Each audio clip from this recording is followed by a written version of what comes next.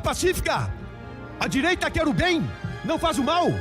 Fala, seus mal diagramados! Dia das Crianças é um ótimo feriado para celebrar toda a infantilidade que tomou conta da nossa política desde que as pessoas menos maduras de cada família brasileira resolveram que era uma boa ideia disputar um cargo. Atualmente, o mais proeminente infante terrível da nossa vida pública é Pablo Marçal, que aos 37 anos alugou um triplex na cabeça do mito ao exigir que o ex-presidente e seus asseclas pedissem perdão em troca de apoio a Ricardo Nunes no segundo turno da disputa pela Prefeitura de São Paulo. Ou era isso, ou ele trabalharia para que 45% dos seus eleitores que haviam votado no Lula em 2022 apoiassem o Boulos, nem que fosse por protesto, e para que o eleitor paulistano sofresse com a eleição de um comunista. A trucada do coach tem um objetivo claro: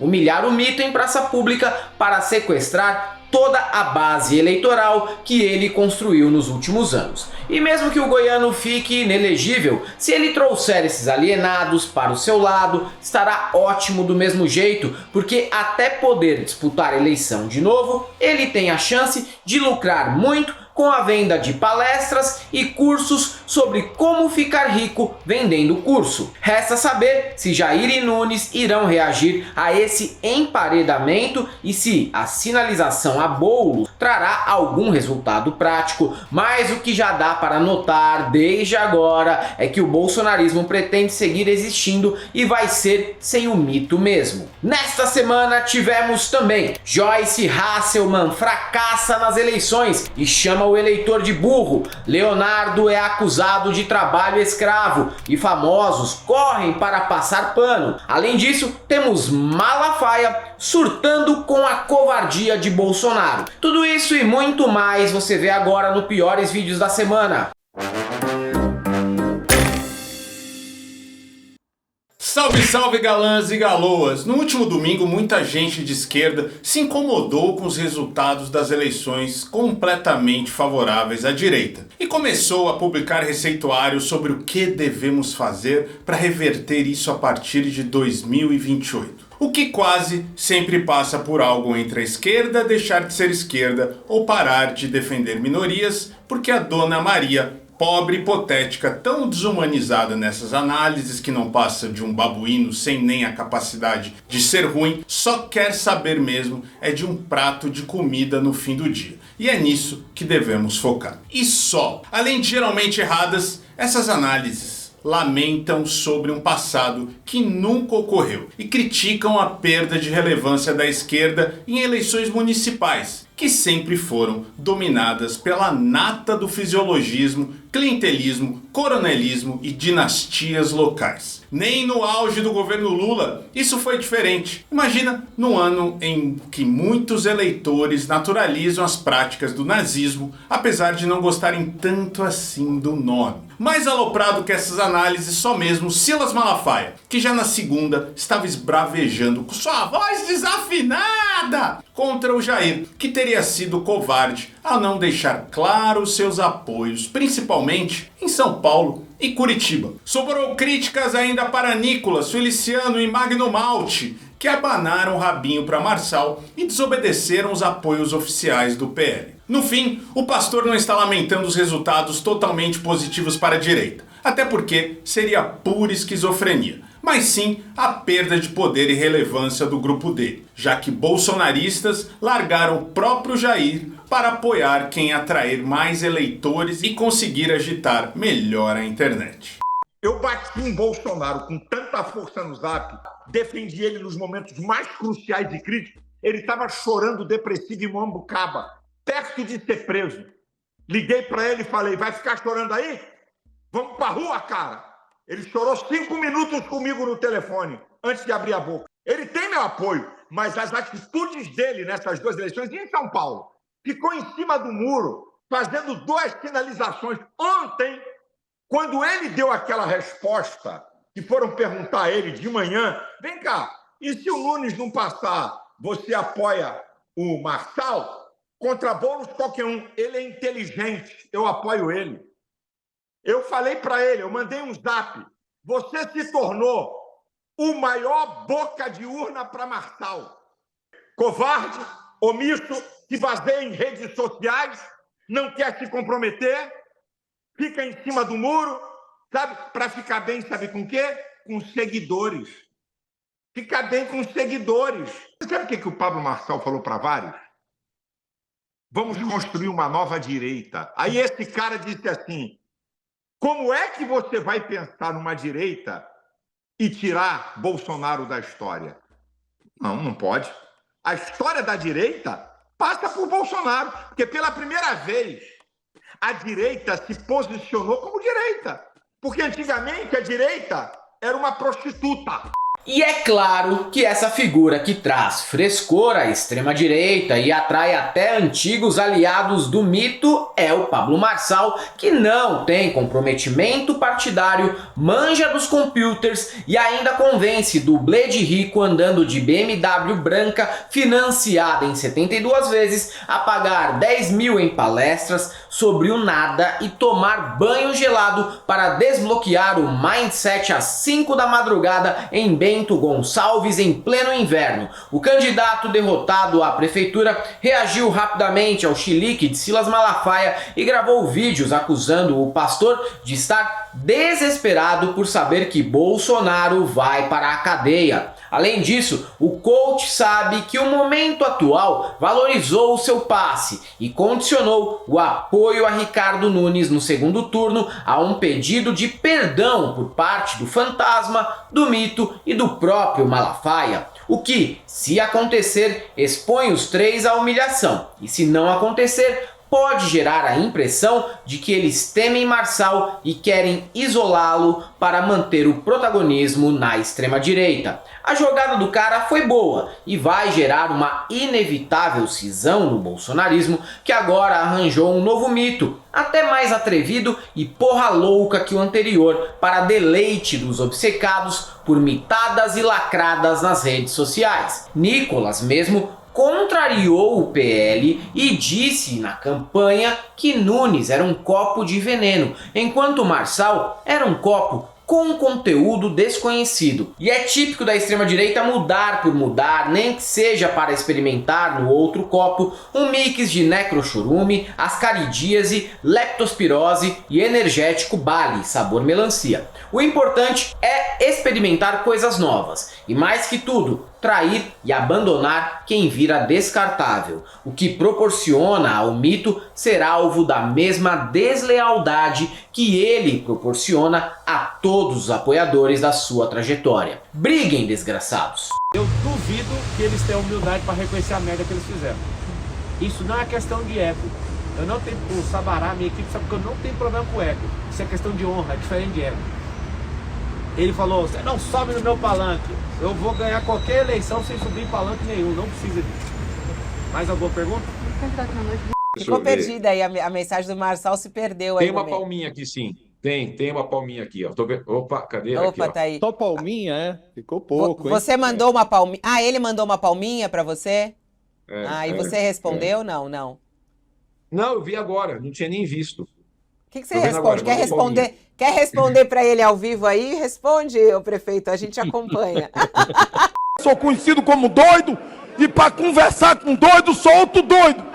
A extrema-direita e o centrão dominaram as prefeituras, mas nas câmaras municipais nem todo palhaço que se propôs a conquistar uma vaga no legislativo saiu contemplado com o mandato. Nem todo, né? Embora São Paulo tenha dado votação recorde a um vereador cuja campanha tenha sido totalmente baseado em transfobia, ao mesmo tempo que candidatas trans propunham pautas mais urgentes e prosaicas, como ampliação de vagas em creches e outras coisas mais, famosos que tentaram arranjar uma ocupação em 2024 ficaram pelo caminho. Joyce Hasselmann, é Photoshop ou não é? Conhecida por, antes de mais nada, por ser uma jornalista especializada em plagiar até os erros de português dos textos que copiava e publicava como se fossem seus, viu o capital político ficar mais magro que o Marco Maciel em apenas 6 anos. Tão flopada quanto o Ciro, que não consegue eleger nem síndico em Sobral, Joyce foi de 1 milhão de votos para deputada federal em 2018 para o fracasso na tentativa de reeleição ao mesmo cargo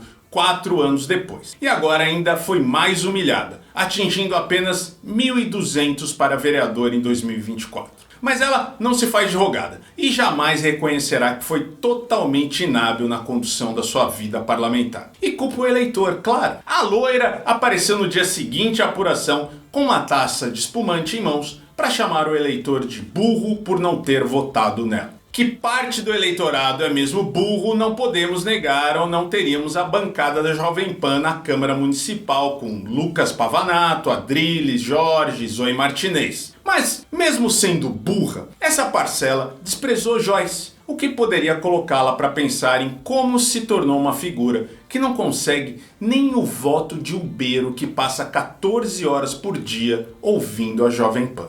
Lancei minha candidatura sem nenhuma pretensão, mesmo sem nenhuma pretensão, e não consegui ser eleita, e eu quero brindar essa taça de champanhe com você. Por quê? Porque nessa campanha não falei para ninguém, mas estava em suas mãos a decisão do que eu ia fazer para minha vida. E eu decidi, depois desse resultado, aposentar as chuteiras. Não saio mais candidata a nada. Eu, antes da política, ganhei muito dinheiro como a jornalista mais importante desse país. Abri mão de tudo para me dedicar à política. Abri mão mais uma vez, mais uma vez e mais uma vez.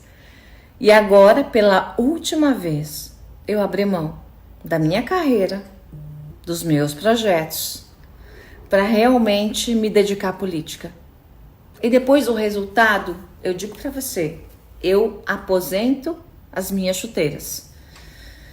Porque a população não está preparada para votar no que é bom, bonito, agradável aos olhos do Senhor. Outros famosos ficaram pelo caminho na disputa pela vereança. No Rio, apesar de Carluxo ter sido novamente reeleito como o mais votado da cidade para fazer vários nadas na Câmara, famosos foram desprezados pelo eleitor. O núcleo Projac, formado por Babu Santana, Cabeção da Malhação, Luísa Galeasso, mãe do Bruno, e Mário Gomes, foi preterido por um monte de gente do PSD de Eduardo Paes e Kassab. A maior derrota fica para Mário Gomes, que durante o pleito perdeu a casa e até a dentadura num dos vídeos de campanha. No estado de São Paulo, que chegou a eleger Tammy Gretchen e Frota, Zilu Camargo, Marquito e Ale Correia foram desprezados nas urnas. O ex de Ana Hickman,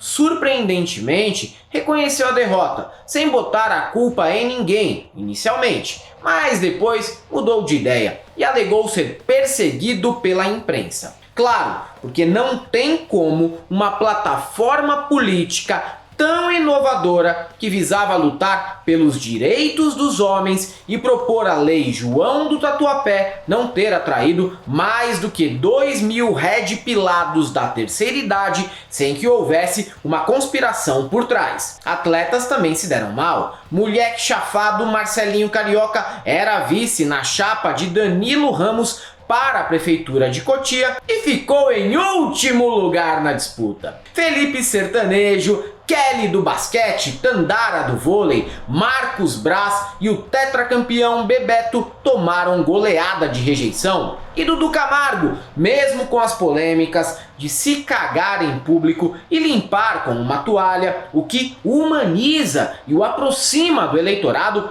que já passou por apuros decorrentes da incontinência fecal, não recebeu muito mais que 1.000 votos para uma vaga na Câmara de São Paulo. Triste. Compartilhe se você chorou. Eu lembro beijos, luz e poesia, sol na pele, você me lamia.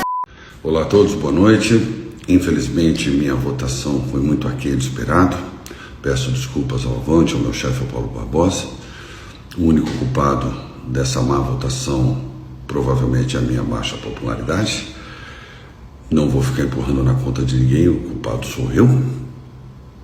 Infelizmente vou ter que seguir à frente agora. Vocês vão ficar sabendo aí do que eu tenho a fazer em vista. no momento oportuno, só que eu estou muito triste, muito nervoso. Só que assim, gente, a minha luta, ela só começou. Alexandre Corrêa continua amanhã lutando pelo direito dos homens, contra a alienação parental, contra a denunciação caluniosa.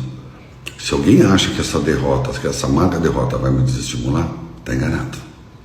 Uma surpresa que tivemos após essa eleição é que ninguém, além da Zambi McDonald, Carla Zambelli, sugeriu que as urnas foram fraudadas como em 2022. O que não deixa de ser irônico, porque na verdade, em 2022, essa acusação já era meio lunática e contestava apenas a eleição do Lula para presidente do Brasil. Mas até hoje, ninguém chegou a cogitar que a própria eleição possa ter sido uma farsa, já que beira o inacreditável tanta gente sair de casa para colocar voto no Cleitinho no Senado, Nicole na Câmara e Thiago Galhaço na Alerj. E com os resultados das municipais totalmente favoráveis à direita, desta vez nem mesmo as poucas conquistas da esquerda foram questionadas. Afinal, como questionar o código-fonte se ao mesmo tempo até Abílio Brunini e André Raspa-Caneco foram ao segundo turno na disputa de prefeituras com grandes chances de vitória? Mas se essa postura é generalizada, sempre vai ter aquele palhaço para aproveitar o momento e espalhar fake news, desinformação e conspiracionismo geral. Como é um desmoralizado que não conseguiu eleger a irmã como vereadora, restou a Paulo Bilinski subir ao púlpito da Câmara para espalhar a mentira repetida de que os presidiários votaram em peso no Guilherme Boulos aqui em São Paulo. Vamos explicar pela enésima vez. Preso não vota, porque perde direito político. Só os provisórios, e desses, 1/3 é inocente. E mesmo que não fossem e tivessem predileção pelo Boulos, só mostra como o cidadão de bem compreende menos de política do que alguém que está no mundo do crime. Chico Alencar, deputado do PSOL, até se deu ao trabalho de responder, mas esse tipo de lacração já saturou. E a esquerda, ao invés de dar aula, tem que começar a responder assim mesmo. Beleza, diabo do Alto da Compadecida, já fez seu show? Preso nem vota. Então vai se fuder tranquilo e vê se não tá dentro do seu rabo esse dedo a menos que tu tem na mão, né? E acabar rapidão essas gracinhas. Vocês sabiam que o Boulos venceu? Venceu entre os presos. Eles fazem sucesso mesmo, maioria mesmo, com bandido, com ladrão, estuprador, traficante. Essa é a realidade. Então, parabéns, Guilherme Boulos, pela vitória. A candidatura exitosa de Guilherme Boulos em São Paulo, com 29% dos votos válidos, suponho que não são de estupradores, bandidos e criminosos, ela incomoda bastante, porque representa uma possibilidade de administração transparente, participativa, com justiça social. Mas eu queria dizer que a grande vencedora dessa eleição no Brasil inteiro foi a tão atacada pela direita urna eletrônica. Vocês lembram? Na eleição passada, inclusive toda a sementeira da tentativa de golpe tinha como base a inconfiabilidade das urnas eletrônicas. Isso foi dito a exaustão, inclusive aqui nessa tribuna. Sérgio Moro não foi o melhor dos cabos eleitorais para 2024. Dos 10 candidatos apoiados pelo senador paranaense, 8 perderam, com destaque negativo para a Conja, que era vice na chapa de Neile Prevost, que disputava a prefeitura de Curitiba e terminou em 4º lugar. Não satisfeito em ser espalha-voto nas eleições paranaenses, se posicionou como espalha-mentiras durante a sabatina do novo presidente do Banco Central, Gabriel Galípolo. Na pergunta que realizou, o marreco se baseou em informações retiradas do Diário da Terra Plana e citou dados e estatísticas econômicas levantadas pelo Instituto Tadzoeira, porque nenhuma condizia com a realidade atual do país. Galípolo, como não poderia deixar de ser num momento como esse, explicou de forma didática que a situação era totalmente oposta ao que ele havia apontado, mas mesmo essa simplificação foi demais para Sérgio Moro, que, atordoado e com seu habitual refluxo de pimentão, deixou a sessão antes do fim da fala de apenas 5 minutos do economista. Até poderia dizer que essa atitude de abandonar a sessão foi motivado por constrangimento, mas a gente só fica constrangido quando entende que errou. E acho difícil que Moro tenha compreendido alguma frase que foi dita ali. Nós sabemos que o aumento da dívida pública vai cobrar o seu preço lá na frente. Vai ser necessário um ajuste e a gente está vendo um crescimento que tem todo indicativo de não ser sustentável. Mas essas críticas não são dirigidas à Vossa Senhoria, são dirigidas ao governo, mas eu quero registrar aqui a minha preocupação. Nós conversamos ontem, Vossa Senhoria mencionou a sua intenção de ser independente, o que significa dizer não ao presidente Lula. E creio que o seu predecessor, o atual ocupante, Roberto Campos Neto, fez um excelente trabalho como presidente do Banco Central. Do jeito que o país anda, com descalabro fiscal, com falta de controle de gastos, com tentativa de se fazer ajuste através de aumento de tributo, nós não temos aí um futuro promissor na parte da economia. O que a gente vê do Brasil é o desemprego na mínima da série histórica.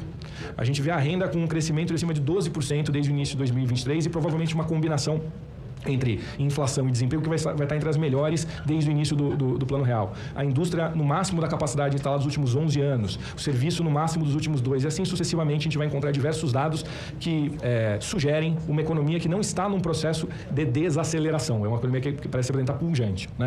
Outra situação interessante de ver nestas eleições foi o fracasso completo das candidaturas de presos no 8 de janeiro e que tentavam vaga para prefeito e vereador. Disputando até com tornozeleira eletrônica, nenhum dos 48 concorrentes venceu, o que eu acho bem satisfatório. Veja bem, esse povo foi usado como massa de manobra para depredar os prédios dos 3 poderes. Acabou preso e nem apoio de figurões bolsonaristas recebeu. Esses preferiram depositar apoio em parentes e coleguinhas próximos para concorrer aos cargos disputados neste ano. Na Câmara não tem sido muito diferente. E não é de hoje isso. Logo quando a situação ocorreu, a direita queria passar a responsabilidade para a esquerda e fazer o povo acreditar que aquelas pessoas eram infiltrados do PT e do PSOL. Quando descobriram que aquela galera era composta pelos mais encorajados doidinhos de bairro do país, todos com rastros de apoio ao mito nas redes sociais, ficou difícil sustentar esse discurso. Mas mesmo agora que eles lutam para anistiar esses pobres diabos, ainda relutam em reconhecer que sim, alucinados que pretendiam explodir caminhão no aeroporto de Brasília ou derrubar ônibus de viaduto, eram minions. Bibo Nunes teve a desfaçatez de negar esses vínculos, ao mesmo tempo